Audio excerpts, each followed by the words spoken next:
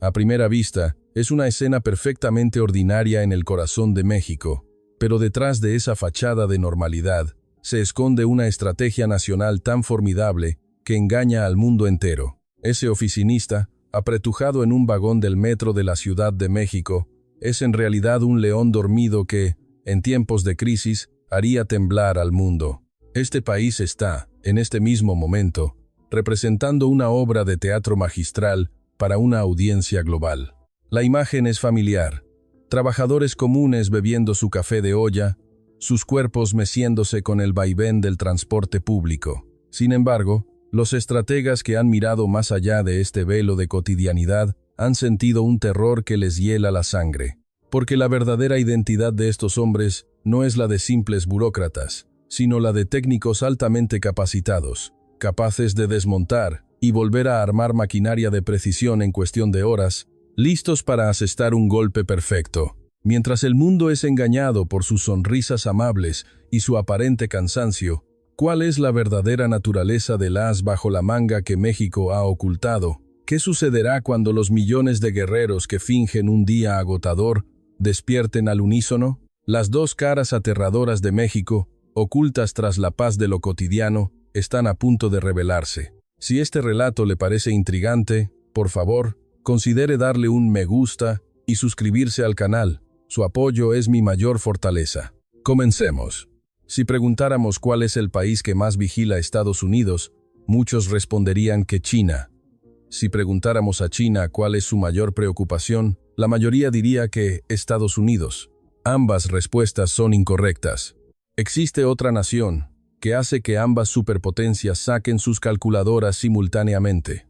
Un país sin armas nucleares ni portaaviones. Y sin embargo, las grandes potencias no pueden hacer un movimiento descuidado frente a esta nación. ¿Por qué? Soy el Dr. Alejandro Reyes, profesor visitante de Estrategia de Seguridad Internacional en el Colegio de México. Tengo experiencia previa como analista estratégico para la Secretaría de la Defensa Nacional, Sedena. Hoy, buscaremos la respuesta a esa pregunta. Imaginen la hora pico en la Ciudad de México. Piensen en la gente abarrotada dentro de los vagones del metro, camisas arrugadas, nudos de corbata flojos, rostros marcados por el cansancio, hombres que miran sus teléfonos o simplemente cierran los ojos. ¿Qué sentirían al ver esa escena? Común, agotador, nada especial. Así es como la mayoría lo vería. Sin embargo, si echáramos un vistazo a la historia de esos hombres aparentemente ordinarios, la perspectiva cambiaría radicalmente. Son hombres que han adoptado la postura de un francotirador y han apretado el gatillo. Hombres que han corrido por las sierras de Oaxaca con equipo completo. Hombres que han recibido entrenamiento en el lanzamiento de granadas. Hombres que han aprendido a operar un mortero, que han montado guardia en noches de lluvia torrencial. Son hombres que han experimentado por sí mismos las maniobras tácticas a nivel de pelotón. Y ahora, muchos de estos hombres viajan en el mismo vagón. Y no es solo un vagón. Están en todos los vagones. Están en cada callejón de cada ciudad por la que pasa ese metro. Esto es México. En un país típico, la Reserva es una organización que apoya al ejército regular. Un número reducido de personas entrenadas se dispersa entre la población civil, lista para ser llamada a filas en caso de emergencia. Pero México es diferente. Aquí, la sociedad entera puede transformarse en un ejército. Las personas que normalmente son oficinistas, repartidores o conductores de camiones, en el momento en que se ponen un uniforme, se convierten en una fuerza de combate lista para la acción. El sistema social y el sistema militar no están separados, son dos capas superpuestas de una misma estructura. Un estudiante levantó la mano. Profesor, México no es el único país con un sistema de reservas, ¿verdad? ¿Por qué habla de México como si fuera un caso especial? Una observación muy pertinente. El sistema de reservas como tal existe en muchos países, pero la estructura es fundamentalmente diferente. En Alemania, por ejemplo, es voluntario. Solo se quedan quienes lo desean. Francia ha reorganizado su ejército en torno a soldados profesionales. La Guardia Nacional de Estados Unidos, en tiempos de paz, se asemeja más a una organización civil, y sus miembros requieren un tiempo considerable de reentrenamiento tras ser movilizados. Israel tiene una estructura similar, pero la escala de su territorio y su demografía son incomparables. La diferencia es una: la reserva de otros países es una fuerza que debe ser reconstruida después de ser movilizada. La reserva de México es una fuerza que se activa inmediatamente después de la movilización. ¿Por qué?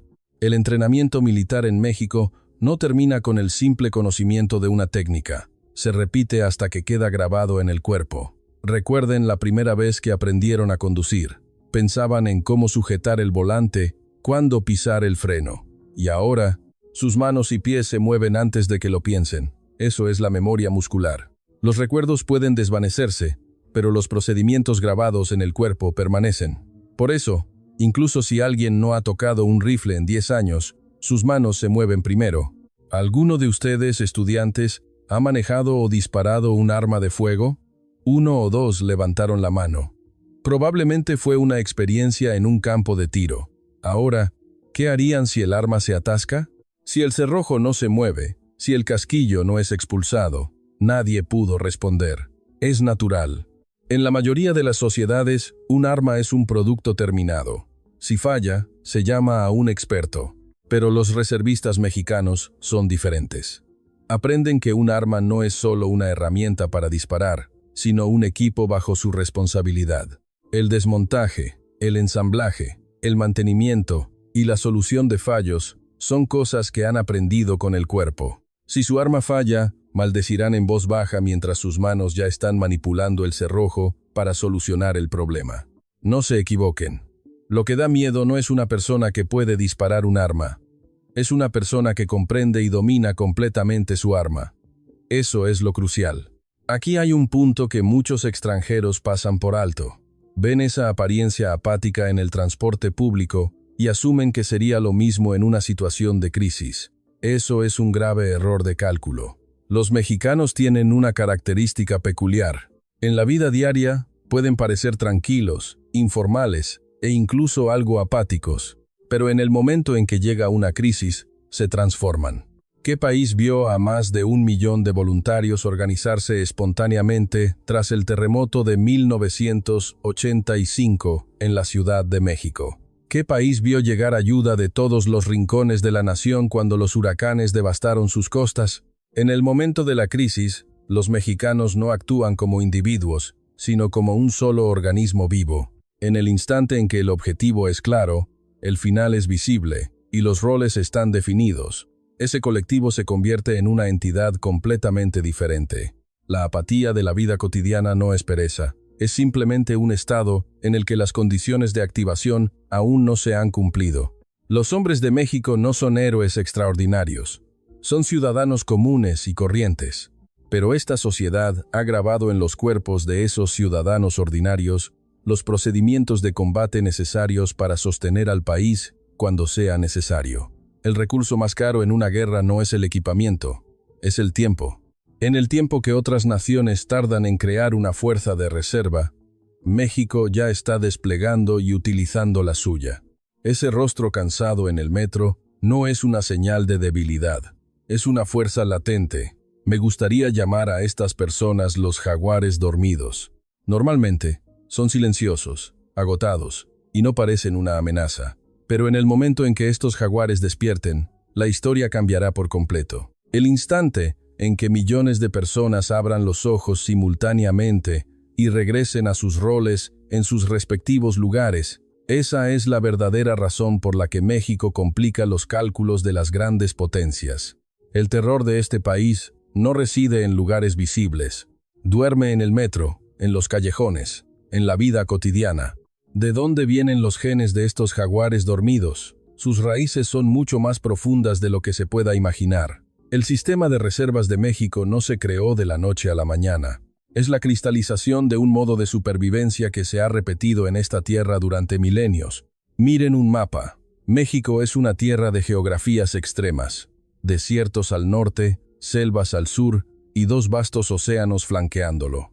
Las amenazas siempre han llegado desde el exterior, ya sea por tierra o por mar. El territorio es vasto y accidentado, haciendo que la distinción entre frente y retaguardia sea borrosa. Un ataque en cualquier punto puede amenazar el corazón del país rápidamente. Consideren estas condiciones. ¿Cuántas invasiones extranjeras ha habido en la historia de México? Ha habido innumerables crisis. Una tierra donde la guerra no era la excepción, sino un ciclo recurrente. Para sobrevivir en tales condiciones, ¿qué se debe hacer?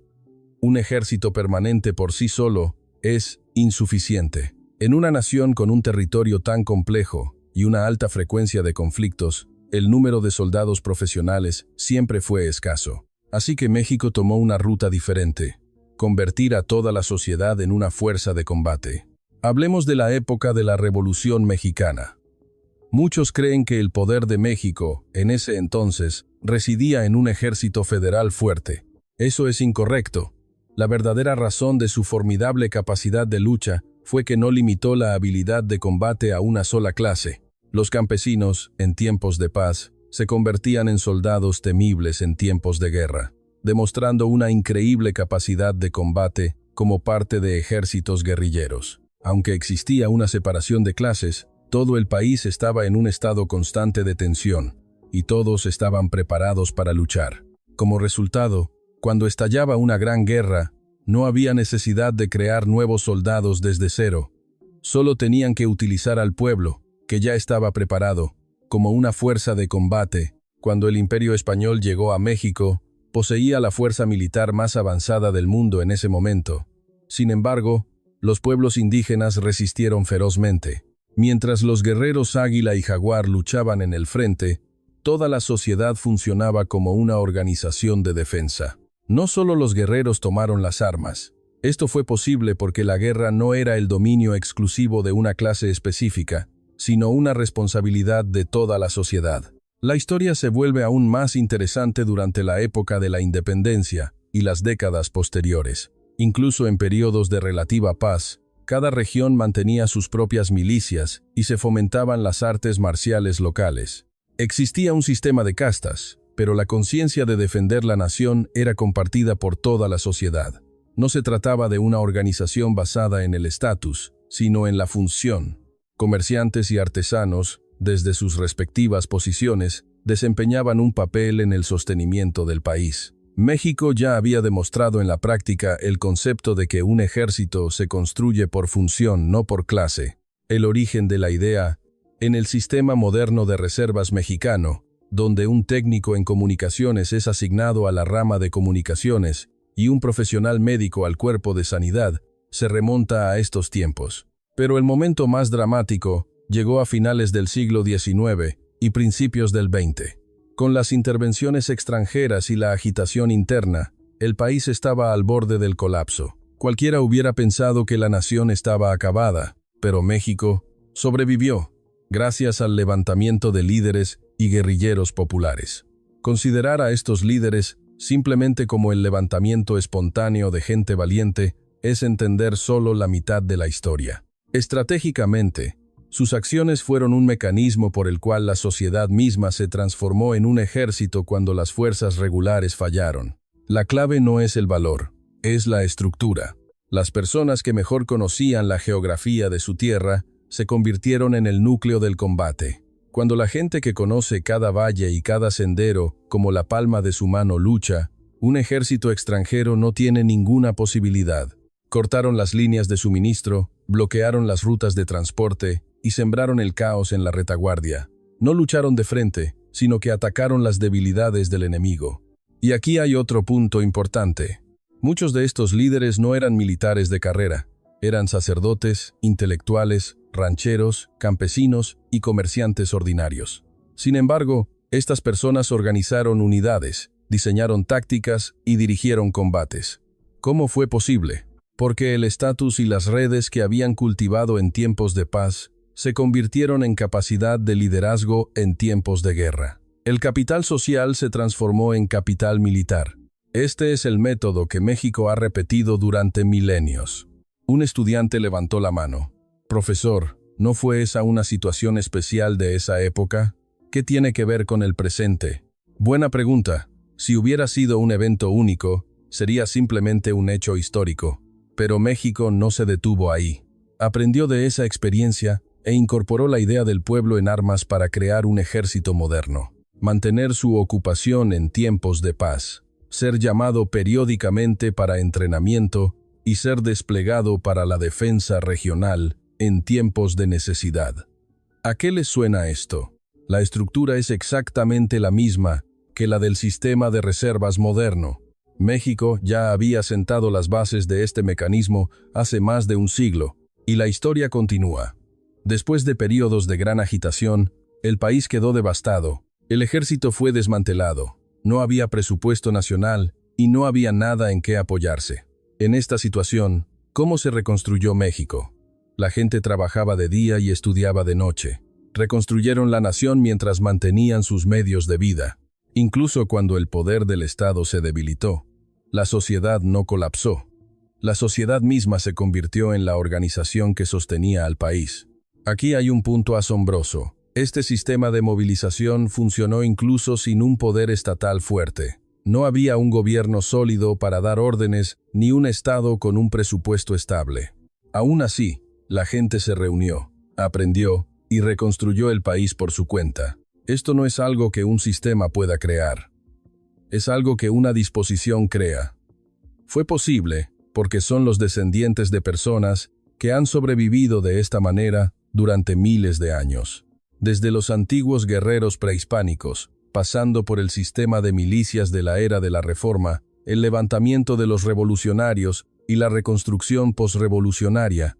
La forma fue diferente cada vez, pero la esencia fue una. La sociedad misma se convierte en el ejército. Los ciudadanos de tiempos de paz se transforman en combatientes en tiempos de guerra. Esta estructura se ha repetido durante miles de años y se ha grabado en la disposición de la sociedad mexicana. La razón por la que esos hombres en el metro son jaguares dormidos no es solo por el entrenamiento de hoy. Es porque son los descendientes de personas que han sobrevivido en esta tierra durante milenios. Corre por sus venas la sangre de gente que ha sobrevivido a innumerables crisis de invasión, transformando la sociedad en un ejército cada vez. La supervivencia se ha convertido en su instinto. Entonces, ¿cuándo fue el momento decisivo en que esta antigua disposición se solidificó por completo como un sistema del Estado moderno? Para entender ese momento, primero debemos observar la amenaza más peculiar que enfrentó México. La disposición es una cosa, el sistema es otra. Hubo un momento en que esta disposición de movilización, cultivada durante milenios, se fijó completamente como una institución del Estado moderno. El catalizador no fue una guerra convencional, fue la amenaza de la guerra no convencional, la guerra asimétrica. Hay dos tipos de guerra. Una es la guerra con un frente de batalla claro, ejército contra ejército, cara a cara. Si te empujan hacia atrás, pierdes. Está claro quién es el enemigo y quién es el amigo. La otra es una guerra sin frente. No sabes de dónde aparecerá el enemigo, ni siquiera sabes quién es el enemigo. No ataca al ejército, ataca a la sociedad. Destruye plantas de energía, paraliza las redes de comunicación, corta las rutas de transporte y siembra el terror entre la población. El objetivo no es romper el frente, es paralizar la sociedad. México ha estado constantemente expuesto a la amenaza de esta Segunda Guerra, especialmente con la aparición de actores no estatales y el crimen organizado transnacional. Grupos que se infiltran en la sociedad, se disfrazan de civiles y se mezclan. Incidentes de violencia extrema han ocurrido, demostrando la vulnerabilidad de la infraestructura civil. Estos eventos llevaron al gobierno mexicano a una conclusión. Las Fuerzas Armadas regulares por sí solas no pueden proteger la retaguardia. Incluso si se despliegan tropas en las fronteras o en puntos estratégicos, se crean innumerables agujeros en la retaguardia. Es imposible proteger cada sendero de montaña, cada kilómetro de costa, cada pueblo, solo con personal en servicio activo. Si es así, la respuesta es una. La gente que vive en esa tierra debe protegerla por sí misma. Así es como se fortaleció el sistema de reservas y se construyó un sistema de defensa arraigado en la comunidad. En muchos países, los reservistas son una fuerza auxiliar para compensar la escasez de tropas. Pero la Reserva de México, desde su concepción, tenía un propósito diferente. Era la fuerza fundamental para la defensa de la retaguardia. No era auxiliar, era esencial. La utilidad de esta reserva se ha demostrado en despliegues por desastres naturales. Cuando ocurre un desastre a gran escala, no solo se despliegan los militares en servicio activo, Los reservistas locales y los residentes trabajan juntos. Los reservistas locales conocían los caminos de la región que los soldados de fuera no conocían. Sabían qué valles eran propensos a quedar aislados, desde qué colina se abría la vista, qué residentes necesitaban ayuda.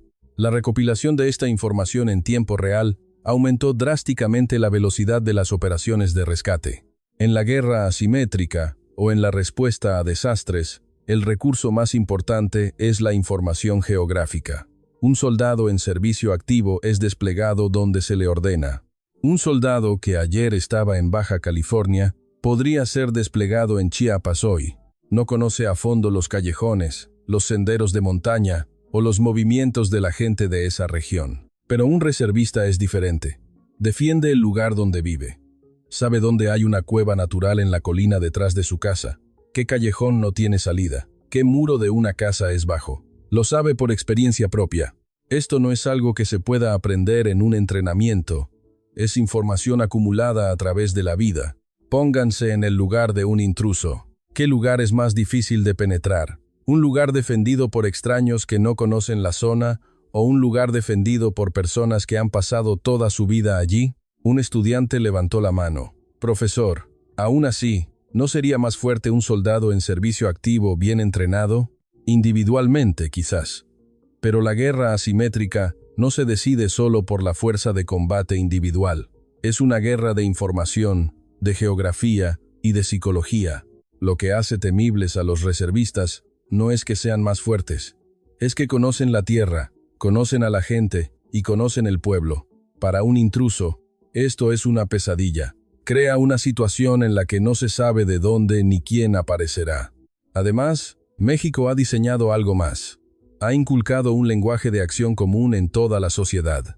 Muchos hombres adultos en México, a través de la educación física en la escuela y el servicio militar, han experimentado órdenes y movimientos colectivos comunes, han sido entrenados con procedimientos similares y han experimentado estructuras organizativas parecidas. ¿Por qué es esto importante?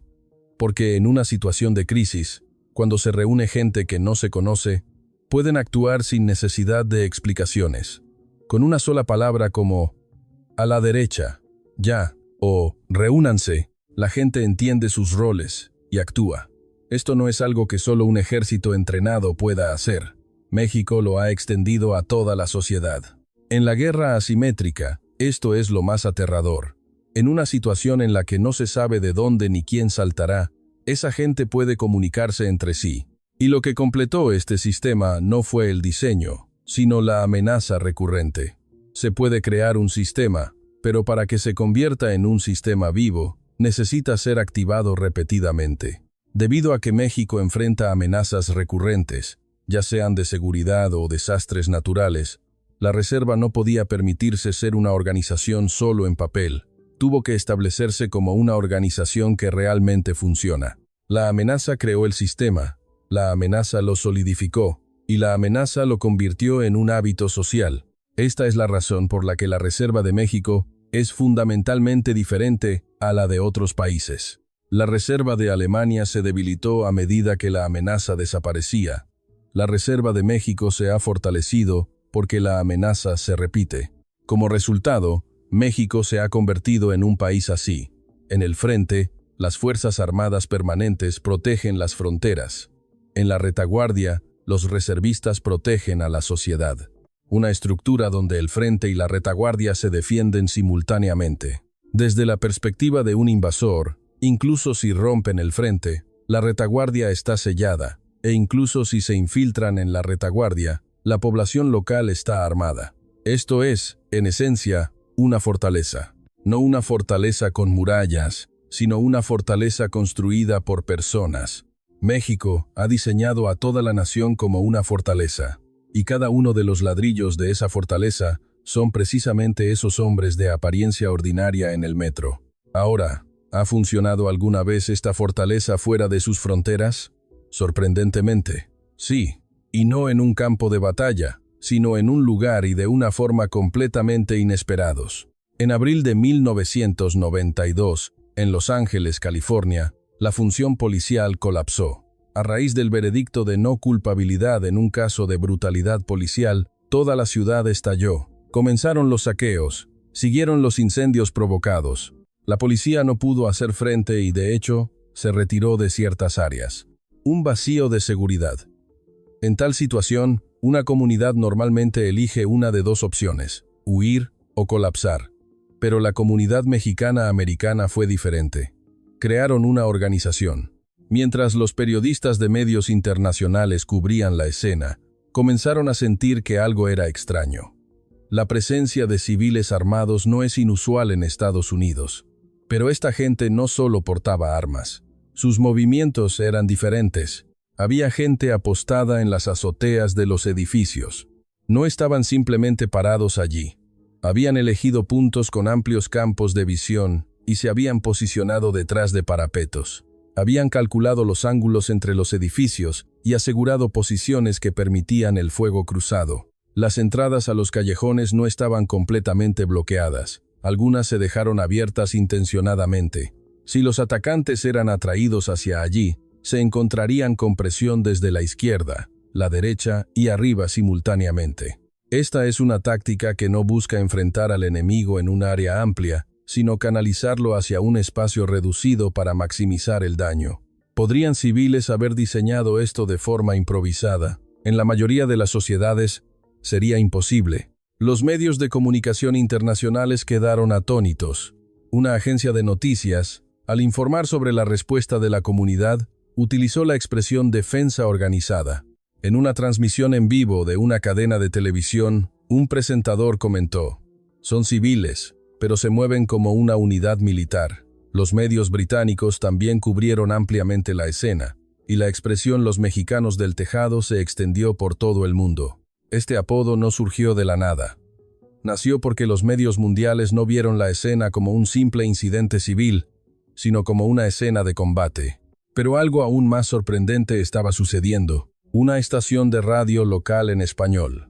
Cuando comenzaron los disturbios, esta estación asumió un papel completamente diferente. ¿Dónde estaban atacando? ¿Desde qué dirección se acercaban las multitudes? ¿Qué áreas estaban indefensas? ¿Quién debía moverse? ¿Y hacia dónde? Toda esta información se transmitía en tiempo real a través de la radio. ¿Cómo se llama esto en terminología militar? Sistema de comando, control, comunicaciones e inteligencia, C3I. El sistema neurálgico que coordina las unidades en un campo de batalla. Una estación de radio civil desempeñó este papel. Aquí surge una pregunta. ¿Por qué esta gente construyó un sistema de información antes incluso de establecer sus posiciones? Las personas con experiencia militar lo saben por instinto. Si la información se corta, la organización muere. Incluso con un arma, es inútil si no sabes de dónde viene el enemigo. Lo primero que hay que hacer es tener conciencia situacional. Esta gente lo sabía. Entonces, la pregunta se reduce a una. ¿Quiénes eran exactamente estas personas? ¿Cómo, siendo civiles, poseían este tipo de pensamiento táctico? A menudo se menciona a una red de veteranos del ejército mexicano como el grupo que desempeñó un papel central en la escena de Los Ángeles. La palabra veterano no debe leerse como un título honorífico, sino como una característica táctica. Un grupo acostumbrado a situaciones de aislamiento.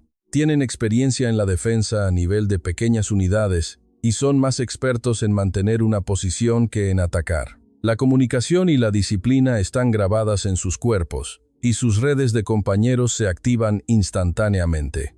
Pero eso por sí solo no es una explicación suficiente. Hay muchos veteranos. ¿Por qué entonces su forma de pensar seguía viva después de décadas? Aquí es necesario imaginar el contenido del entrenamiento que recibieron. No fue la experiencia en un campo de batalla específico. Lo que aprendieron fueron tácticas para fortificar una posición en una situación de aislamiento, no para luchar dispersándose, sino para construir un sistema de defensa para proteger un punto. No era una simple trinchera, sino una defensa estructurada. Luego, no dispersar la potencia de fuego. Si te enfrentas a un enemigo numeroso en un frente amplio, pierdes. Por eso, se estrechan las rutas de aproximación del enemigo, se crea un corredor por el que el enemigo se ve obligado a concentrarse, y ahí es donde se concentra la potencia de fuego.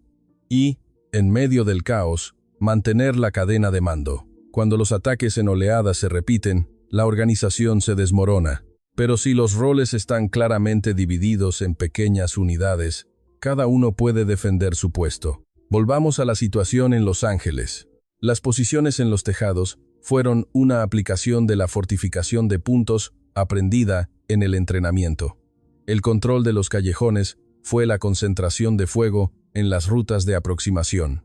El uso de la estación de radio fue la aplicación del comando y control.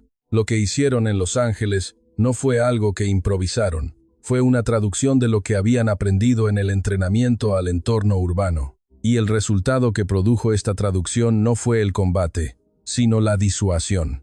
El costo de atacar aumentó exponencialmente. Se corrió la voz: si te metes con los mexicanos, es como patear un avispero. Las multitudes se movieron en busca de objetivos más fáciles. Esta es la realidad de la disuasión. No es ganar luchando. Es hacer que el adversario cambie sus cálculos antes de empezar a luchar. Una palabra que los medios extranjeros mencionaron en común al recordar este incidente más tarde fue: no eran simplemente civiles armados, se movían como un grupo de combate organizado. La experiencia de la guerra no solo deja habilidades técnicas, deja métodos para mantener el orden, deja formas de no colapsar en medio del caos, y esos métodos funcionan ya sea en una selva o en una ciudad, incluso después de décadas. La Fuerza de Reserva de México no existe solo dentro de sus fronteras. Se mueve con su gente y se reactiva cuando es necesario. No importa a dónde vayan esos hombres de apariencia ordinaria en el metro, esa forma de pensar vive dentro de ellos.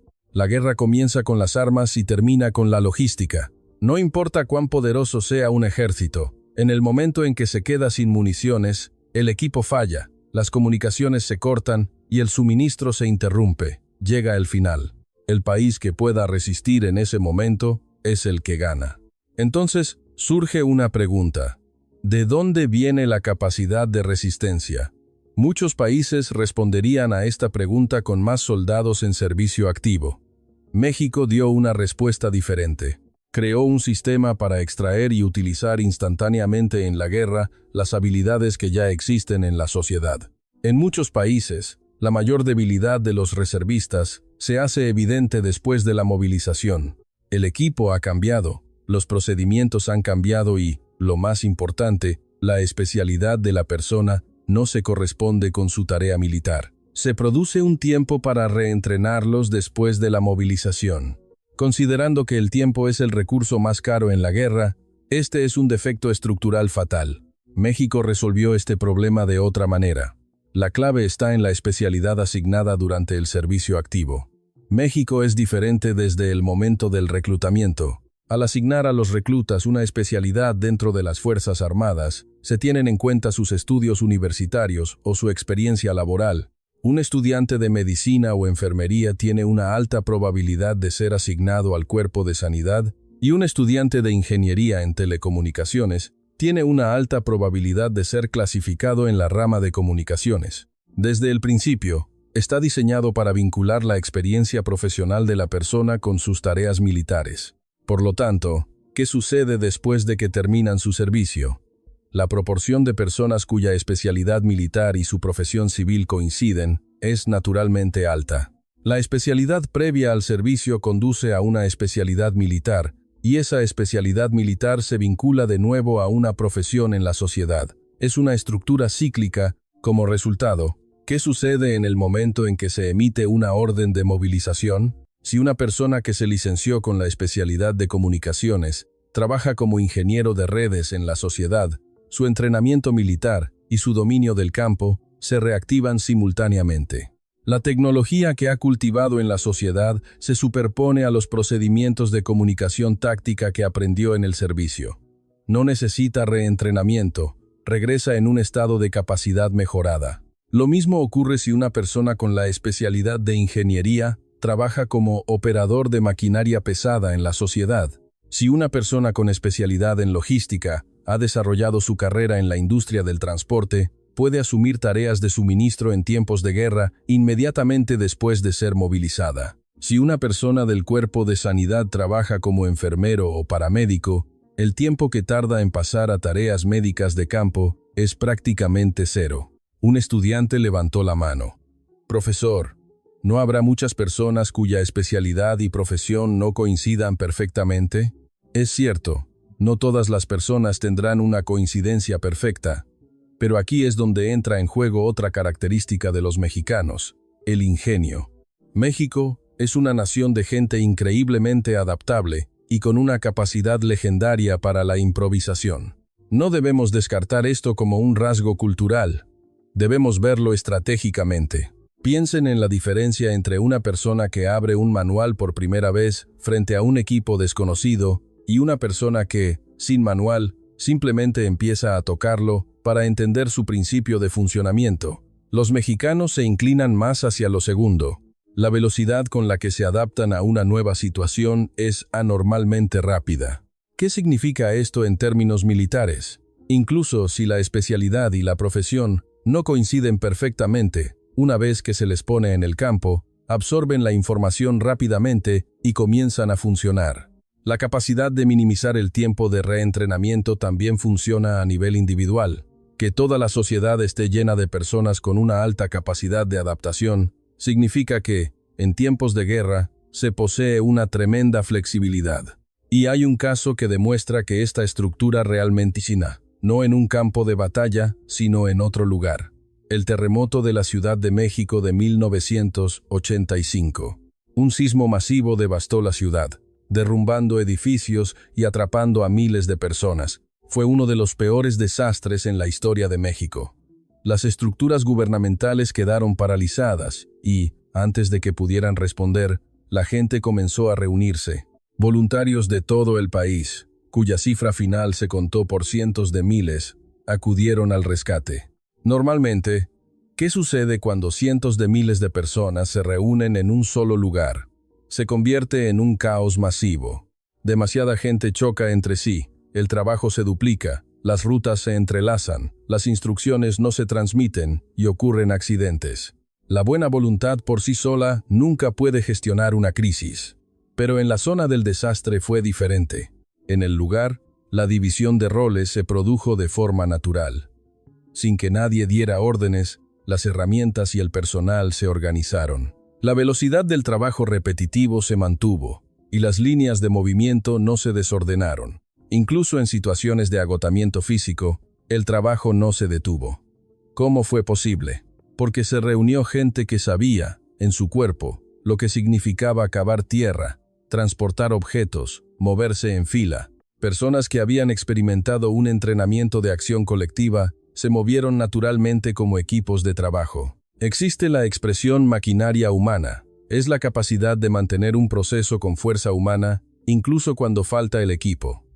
La capacidad de dividir el trabajo, conectarlo y soportar la repetición. Si esto se traslada a un contexto de guerra, se convierte en la construcción de posiciones de campo, la eliminación de obstáculos, el mantenimiento del suministro y la restauración de las comunicaciones. Aumenta la capacidad de sostenimiento en combate. Fue una estructura. La sociedad mexicana se transformó por sí misma en un cuerpo de trabajo. Pero México no se detuvo ahí. Hay áreas donde la movilización a gran escala no es suficiente. Campos, como el mantenimiento de tanques, la logística avanzada y las comunicaciones tácticas, requieren especialización, no solo números. Si surge este vacío, la capacidad de sostenimiento en combate cae en picado. Por eso, México opera un sistema de reservistas especializados. Estas personas sirven durante un cierto periodo al año a un nivel cercano al de servicio activo. Son expertos cuya profesión civil coincide con su especialidad militar y se mantienen en un estado de disponibilidad inmediata en caso de emergencia. Al final, México tiene una estructura dual. Con una movilización masiva de millones, crea un poder disuasorio. Con reservistas especializados, asegura la capacidad de sostenimiento en combate, disuadir con la escala y sostener con la especialización. Este es el diseño de la fuerza de reserva al estilo mexicano. No termina con decir que mucha gente puede disparar un arma. Esta sociedad, en tiempos de guerra, no solo moviliza personas, moviliza tecnología, moviliza experiencia, moviliza procedimientos. Toda la pericia que mueve a la sociedad en tiempos de paz se transforma en infraestructura de combate en tiempos de guerra. Esta es la verdadera identidad de su poder invisible. pero tener un gran número no es suficiente para ser temible. Si el nivel promedio no es alto, no es temible. Cualquier país del mundo puede aumentar el número de sus tropas. Si tienes dinero, puedes reclutar. Si tienes tiempo, puedes entrenar. Pero elevar el nivel promedio de esa fuerza es un problema completamente diferente. No se puede hacer fácilmente con dinero o tiempo. México es precisamente un país donde ese nivel promedio es diferente al de otros. En la mayoría de los países, la capacidad de tiro de precisión es un dominio de una pequeña élite. Fuerzas especiales, francotiradores, soldados de carrera. Solo estas personas entienden un arma como un sistema. Para el reservista promedio, un arma es una herramienta para apretar el gatillo. México es diferente. Es un país donde muchos hombres adultos entienden el arma como un sistema. ¿Cuál es la diferencia? Disparar un arma y entender un arma son cosas completamente diferentes. Quien dispara un arma aprieta el gatillo. Quien entiende un arma sabe por qué falló el tiro. Sabe lo que es poner a cero la mira. Sabe cómo la respiración afecta al disparo y ha memorizado con su cuerpo el procedimiento de alinear la mira y disparar. Son personas que han repetido el proceso de ver el punto de impacto y corregir la desviación. Esto no es instinto, es un procedimiento. Es disparar por procedimiento. Aquí, un estudiante levantó la mano. Profesor, solo porque conozcan el procedimiento no significa que puedan acertar, ¿verdad? Es cierto. El procedimiento no garantiza la precisión, pero el procedimiento tiene una ventaja decisiva, que el instinto no tiene. Perdura. El instinto se embota. Si agarras un rifle después de 10 años, esa vieja sensación no volverá de inmediato. Pero el procedimiento es diferente. Si agarras un rifle, tus manos se moverán primero. Comprobar el cargador, revisar la recámara, adoptar la postura, controlar la respiración. El orden está grabado en el cuerpo. No es un recuerdo, es un hábito, por lo que no desaparece con el tiempo. Por lo tanto, la fortaleza de la Reserva de México no es la habilidad de tiro en sí, es que el procedimiento permanece. Entonces, ¿cómo llegó este procedimiento a permanecer de manera uniforme en toda la sociedad? Hay dos razones. La primera es la estandarización. Muchos hombres adultos en México, a través de la educación y el entrenamiento, han experimentado órdenes, procedimientos y métodos de tiro similares. No es que los individuos aprendan por su cuenta. El Estado estableció un estándar y lo aplicó de manera uniforme en todo el país. Como resultado, las diferencias individuales se redujeron y el nivel promedio del grupo aumentó. Un lenguaje común sobre el tiro se impregnó en toda la sociedad. La segunda es un mecanismo de retroalimentación. El tiro da resultados inmediatos. ¿Acertaste o fallaste? Si fallaste, la pregunta de por qué fallaste conduce a una mejora del procedimiento. A medida que se repiten las correcciones, el procedimiento se graba en el cuerpo. Cuando estos dos se combinan, la habilidad pasa de ser conocimiento a ser un hábito, y los hábitos no desaparecen fácilmente. Ahora, veamos cómo funciona este procedimiento en la práctica. El 70% del territorio de México es montañoso o selvático. Los principales centros restantes son ciudades de alta densidad. Si estalla una guerra en estas condiciones, ¿qué tipo de habilidad de tiro se vuelve realmente crucial? No es la capacidad de disparar a un enemigo a 1 kilómetro de distancia. Es la capacidad de neutralizar instantáneamente a un enemigo encontrado de repente al doblar una esquina en un callejón sinuoso. Es el combate a corta distancia, dentro de los 200 metros. El sistema de entrenamiento de la Reserva Mexicana está optimizado precisamente para esta distancia. Está optimizado para la situación de combate más probable. Como resultado, ¿qué tipo de habilidad ha surgido? Si ustedes tomaran un rifle, pasarían tiempo mirando por la mira y controlando la respiración. El reservista mexicano termina de apuntar en el mismo instante en que se lleva el rifle al hombro. Un objetivo a menos de 200 metros no es un objeto de cálculo. Es un objeto de reflejo. ¿Entienden por qué esto es aterrador? Cuando te encuentras con un enemigo en un terreno complejo, quien asesta el primer golpe efectivo es quien gana. La velocidad de reacción del primer disparo. Pero aquí hay algo aún más aterrador. Esta habilidad no es simplemente apretar el gatillo rápidamente, es saber con el cuerpo cómo controlar tácticamente el alcance efectivo del arma que se porta. Son personas que pueden convertir cada callejón de su propio pueblo en un punto fuerte táctico. Personas que ya saben desde qué punto pueden cubrir dos rutas de aproximación simultáneamente, qué esquina de un edificio les permite disparar mientras se cubren, qué callejón es un callejón sin salida. Esta no es una habilidad creada solo en un campo de entrenamiento. Es la fusión de la comprensión del terreno acumulada en la vida diaria y el pensamiento táctico adquirido durante el servicio militar. Otro estudiante levantó la mano. Profesor, aún así, ¿cuánto tiempo podría resistir en un campo de batalla un reservista sin experiencia real en combate? Una pregunta aguda. Es cierto que no tienen experiencia en combate, pero aquí hay algo que señalar. ¿Saben qué tipo de persona es la primera en quebrarse en combate? No es el cobarde. Es la persona que entra en pánico. ¿Por qué ocurre el pánico?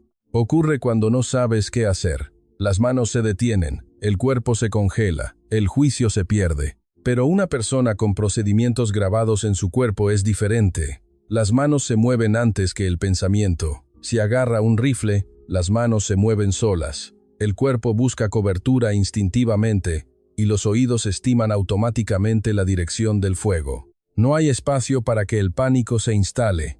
Este es el verdadero valor del entrenamiento centrado en el procedimiento. No se vuelven más valientes. Es que, incluso en medio del miedo, sus cuerpos se mueven. Volvamos a la conclusión. En la mayoría de los países, la precisión es el dominio de las fuerzas especiales. Solo una minoría entrenada entiende un arma como un sistema. México es un país donde esa precisión se ha vuelto universal. De cientos de miles de reservistas, un número considerable entiende el arma como un procedimiento, conoce con su cuerpo el alcance de combate efectivo, lee tácticamente el terreno y reacciona con su cuerpo antes de entrar en pánico. Si se calcula esto desde la perspectiva de un país adversario, ¿cuál es el resultado? México no es solo un país con muchas tropas, es un país con muchas tropas y un nivel promedio alto. Y a ese cálculo se añade que ese nivel promedio se extiende uniformemente por todos los rincones del país. Esto es la disuasión. La disuasión creada por ciudadanos de precisión acumulados en lugares invisibles. No es un país donde mucha gente tiene armas. Es un país donde la gente que entiende las armas está extendida por toda la sociedad. Hasta ahora, he analizado la Fuerza de Reserva de México desde adentro. Ahora cambiemos de perspectiva. Veamos cómo el mundo calcula a México. La disuasión no se completa solo porque uno piense que es fuerte. Se completa por primera vez cuando el adversario lo calcula de esa manera. Entonces, ¿cómo calcula el mundo a México hoy? Aquí hay algo que debemos tener en cuenta. Cuando el mundo mira la Fuerza de Reserva de México, la primera pregunta que hace es, si el apoyo militar de Estados Unidos se retira, ¿podría México resistir? Es una pregunta cruel. Pero en el análisis estratégico internacional, esta pregunta siempre está presente. Cada vez que se informa sobre la posibilidad de un ajuste en la escala de la cooperación militar de los think tanks de todo el mundo comienzan simultáneamente el mismo cálculo. Si se crea un vacío, ¿cuánto tiempo podría resistir México? Pero lo interesante es que la respuesta del mundo a esta pregunta ha ido cambiando gradualmente. En el pasado, la opinión predominante era que si Estados Unidos se convertía en una variable, México flaquearía. Ahora es diferente. La mirada de los analistas se ha desplazado del número de tropas regulares a la cantidad total y la resiliencia de la Fuerza de Reserva. ¿Por qué? Hay una expresión que aparece repetidamente cuando los think tanks, liderados por Estados Unidos, analizan la Fuerza de Reserva de México. Seguro estratégico. No una fuerza auxiliar. Un seguro no se nota en la vida diaria. Pero cuando llega una crisis, tenerlo o no tenerlo puede decidir el destino de una nación. El mundo está posicionando la Fuerza de Reserva de México en ese lugar. Un estudiante levantó la mano. Profesor, aún así, no hay muchas opiniones escépticas sobre si México podría resistir si Estados Unidos realmente se fuera. Esa opinión ciertamente existe, pero hay una razón por la cual ese escepticismo está perdiendo fuerza. el mundo ya no ve a México solo como una fuerza de primera línea. Ha comenzado a verlo como una fuerza de resiliencia, un país cuya sociedad resiste incluso si el frente flaquea. Un país que llena por sí mismo cualquier vacío que surja. Las respuestas a esta pregunta se han ido acumulando, y el escepticismo está disminuyendo. Y hay un procedimiento para confirmar que esta resiliencia funciona en la práctica. Los ejercicios conjuntos. Los ejercicios militares, conjuntos entre EEE, UU y México, no son simples demostraciones militares. Algunos pueden ver los ejercicios anuales como un evento rutinario, pero estratégicamente, estos ejercicios tienen un significado completamente diferente. Son un procedimiento para confirmar si el sistema de mando combinado realmente funciona. Están verificando repetidamente si las Fuerzas Armadas mexicanas y estadounidenses pueden operar bajo la misma cadena de mando, con los mismos procedimientos y a la misma velocidad. Cuando los principales medios de comunicación internacionales, como Reuters, informan sobre estos ejercicios, siempre enfatizan una cosa: ¿está intacta la capacidad de interoperabilidad? La Fuerza de Reserva de México opera dentro de este sistema conjunto. La estructura en la que la Reserva Mexicana llena un vacío dejado por las fuerzas estadounidenses ya se está repitiendo en los entrenamientos. Esta es la prueba de que el seguro funciona en la práctica. Pero hay un punto en el que la mirada del mundo se vuelve aún más aguda. Recientemente, ha habido informes interesantes sobre la creciente sofisticación de los cárteles y su adquisición de armamento de grado militar. Un estudiante levantó la mano. «Profesor, ¿qué tiene eso que ver con México?» Está directamente relacionado. El conflicto genera experiencia.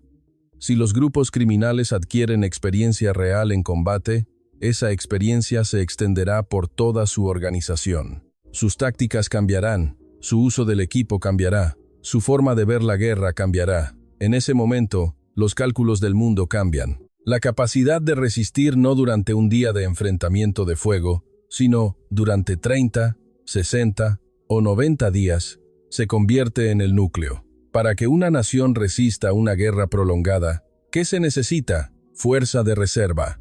Por lo tanto, cuanto más aumenta la variable de la amenaza interna, más aumenta también el valor de la Fuerza de Reserva de México. Cuando las organizaciones de análisis estratégico como el Pacific Forum discuten la Fuerza de Reserva de México, hay un debate recurrente. ¿Cómo hacer que el activo de cientos de miles de reservistas sea más ágil? Deberíamos detenernos aquí un momento. No se discuten reformas sobre algo que no tiene valor. El hecho de que el mundo esté discutiendo cómo fortalecer la Fuerza de Reserva de México ya cuenta la historia. Se reconoce como un activo estratégico. Sin embargo, cuando el mundo evalúa a México, no solo mira a la reserva, mira otra cosa: la infraestructura de protección civil. México tiene decenas de miles de refugios designados para la protección de la población en todo el país. Estaciones de metro, estacionamientos subterráneos, sótanos de edificios públicos. Hay refugios a los que un ciudadano de la Ciudad de México puede llegar en pocos minutos a pie en el momento en que escucha una alarma. Comparemos con otros países. Cuando comenzó la guerra en Ucrania, ¿saben qué fue lo primero que hicieron los ciudadanos de Kiev? Buscar un lugar para refugiarse. Como no había un sistema de refugios, la gente se agolpó en las estaciones de metro. Crearon refugios improvisados. México ya tiene ese sistema establecido. En caso de emergencia, los ciudadanos saben a dónde ir. ¿Por qué surge esto en una discusión sobre la Fuerza de Reserva? En una guerra, no es suficiente que solo los soldados resistan. La sociedad debe resistir. Los hospitales deben funcionar. Las fábricas deben operar. El suministro debe mantenerse. Y los civiles deben sobrevivir para poder continuar la guerra. Cuando los analistas estratégicos evalúan a México, ven esta infraestructura de refugios y dicen esto: México no se está preparando para la guerra solo en el frente. Significa que tiene una estructura que permite a toda la nación pasar a un modo de guerra. Si la reserva es la movilización de combate, la infraestructura de protección civil es el sostenimiento de la retaguardia. ¿Cuántos países en el mundo tienen estas dos cosas funcionando simultáneamente? Se pueden contar con los dedos de una mano. El mundo no clasifica a México como un país con un ejército fuerte. Lo clasifica como un país que puede soportar una guerra. Estos dos son completamente diferentes. Hay muchos países con ejércitos fuertes, Son raros los países que pueden soportar una guerra. El ejército puede colapsar, pero si la sociedad resiste, la guerra continúa. Por el contrario, no importa cuán fuerte sea el ejército, si la sociedad colapsa, se acabó. México es uno de esos raros países que integran simultáneamente al ejército y a la sociedad en un estado de guerra. Y en la hoja de cálculo del mundo, esto conduce a una sola conclusión. El costo de invadir México es simplemente prohibitivo. Incluso si rompen el frente, la retaguardia resiste. Incluso si sacuden la retaguardia, la sociedad resiste. Incluso si intentan hacer colapsar la sociedad, cientos de miles se despiertan. La velocidad a la que esos cientos de miles se transforman a sus respectivos roles en sus respectivos lugares es anormalmente rápida. No importa cuánto se calcule, la respuesta es la misma. No hay nada que ganar metiéndose con México. Esta es la forma completa de la disuasión. No es hacer que el adversario sienta que no puede ganar. Es hacerle pensar que incluso si gana, el costo es insostenible. Cuando comienza una guerra, mucha gente piensa que es cuando el oponente es fuerte, cuando su poder de fuego es abrumador. Eso es incorrecto. La guerra comienza cuando se calcula que se puede ganar. Por el contrario, se detiene cuando se calcula que el costo es insoportable. La pregunta final de la conferencia de hoy es, ¿por qué México no es objeto de una invasión a gran escala? La respuesta está en un número: 6 millones. Si se suman los reservistas, la Guardia Nacional, la policía, los bomberos y el personal médico involucrados en la protección civil, existe en este país una población de aproximadamente 6 millones de personas capaces de responder a una emergencia. Pero no se equivoquen aquí. No es que 6 millones de personas vayan a tomar las armas a la vez. El verdadero significado del número 6 millones es otro. Es una estructura en la que, cuanto más se prolonga la guerra, más se fortalece la fuerza militar. Un país típico se debilita a medida que la guerra se prolonga. La fatiga se acumula, la logística se convierte en una carga y la fuerza de combate se pierde. Pero en un país con una fuerza de reserva profunda, es diferente. Después del impacto inicial, la fuerza de combate se recupera, la velocidad de reposición de tropas se mantiene y la función de la retaguardia sigue viva. Esta diferencia es la que cambia el curso de una guerra. Un estudiante levantó la mano. Profesor, pero ¿no es la guerra moderna una guerra relámpago? ¿Es realista hablar de una guerra prolongada? La guerra en Ucrania ha durado años. Los conflictos en Oriente Medio han durado décadas. Decir que la guerra moderna es una guerra relámpago es una ilusión.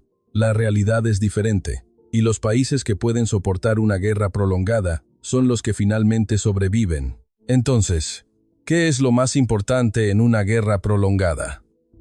Lo primero que mira un estratega es el costo de ocupación. Se pueden ocupar ciudades, se pueden ocupar bases, se pueden ocupar edificios de gobierno, pero ocupar una sociedad entera es un problema completamente diferente.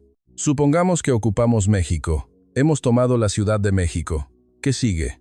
Cientos de miles de reservistas se despiertan en sus respectivas regiones. Estas personas conocen los callejones de su propio pueblo como la palma de su mano.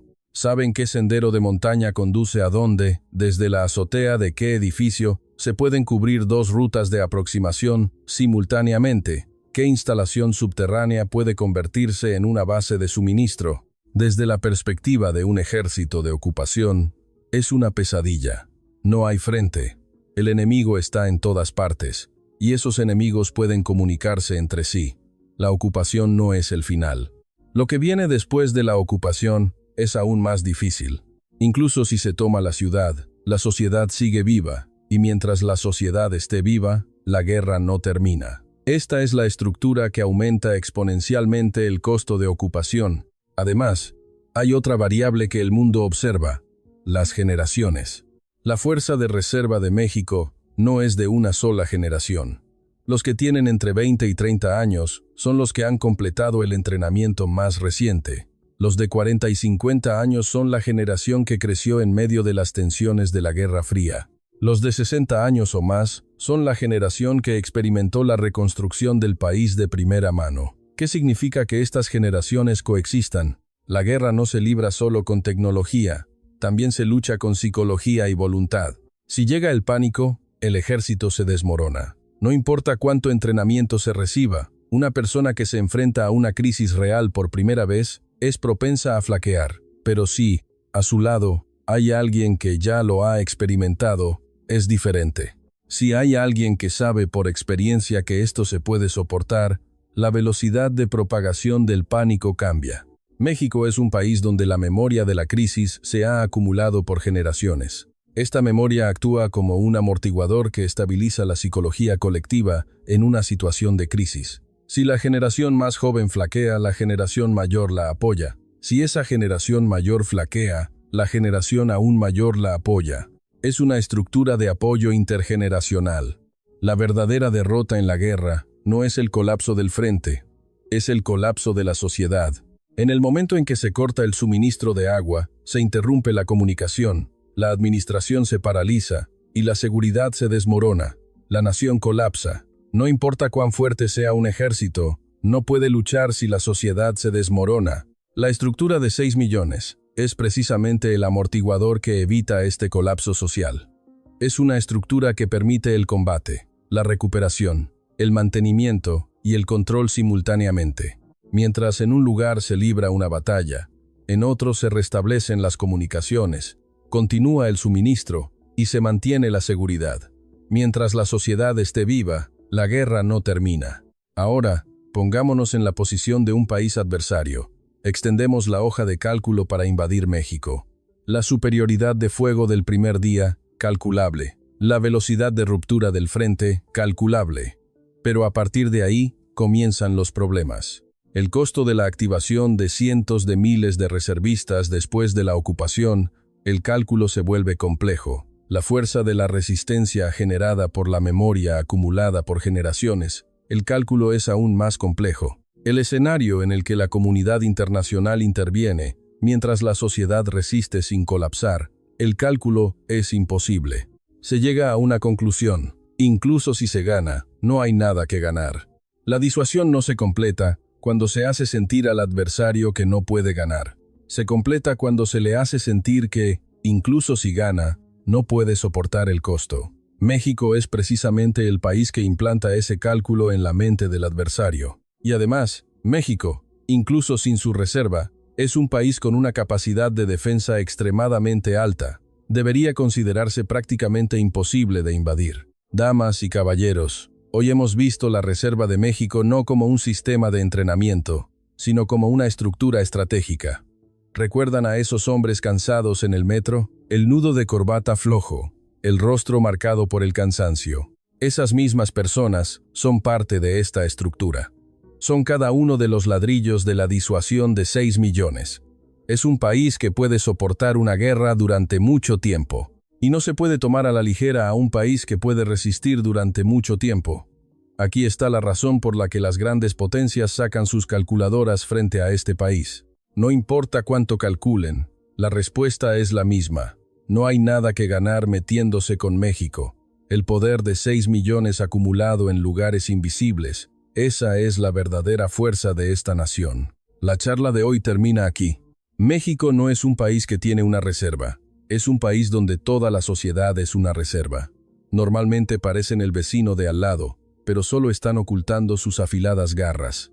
En el momento en que se ponen un uniforme, los ciudadanos comunes se transforman instantáneamente en los técnicos más precisos del mundo. Su inteligencia colectiva, que les permite encontrar sus propios roles sin órdenes y sublimar su experiencia profesional en tácticas, es incluso amenazante. No es que no puedan, es que no lo están haciendo. Y ese silencio es la disuasión de guerra más poderosa. En el momento en que los 6 millones de gigantes dormidos despierten, esa sociedad se convertirá en un arma colosal, sin precedentes en la historia de la humanidad. Esa es la esencia del poder invisible que posee México. Gracias por ver este largo video.